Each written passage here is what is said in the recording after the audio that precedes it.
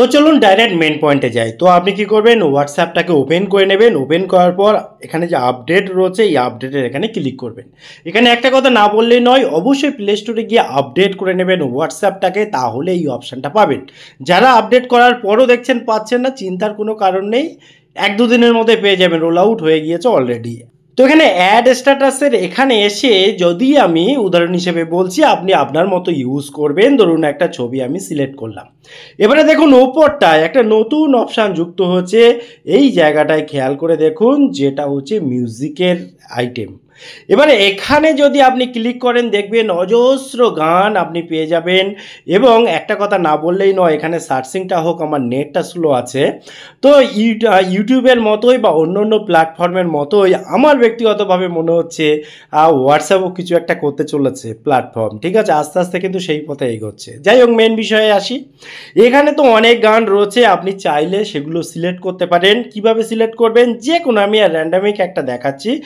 তীরের এখানে ক্লিক করলে দেখবেন একটা গান চলছে। এবার আপনি কিন্তু সিলেক্ট করতে পারেন যে কোন জায়গাটায় গানটা আপনি নেবেন। অর্থাৎ দেখুন 15 সেকেন্ড করে আপনি সিলেক্ট করতে পারবেন। এই জায়গাটায় দেখুন লেখা আছে 15 সেকেন্ড।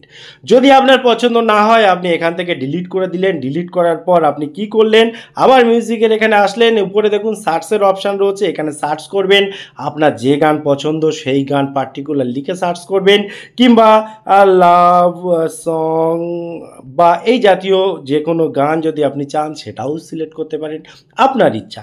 তারপরে একবার নামগুলো দেখে নেবেন বা আপনি চালিয়েও দেখে নিতে পারেন। তারপরে এখান থেকে যে পার্টটা আপনার পছন্দ সেইটা সিলেক্ট করবেন, করে ডান করবেন।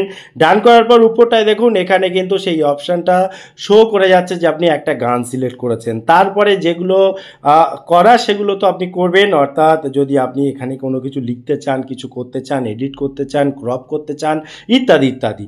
তারপরে এখান থেকেও যদি আপনার মনে হয় ঠিক হলো না, তাহলে এখানে ক্লিক করে আবার এখানে এসে আপনি সেটাকে চেঞ্জ করতে পারেন। ডান করলেন, ডান করে সর্বশেষ আপনি এখান থেকে এই সেন্ড করে দিলেন।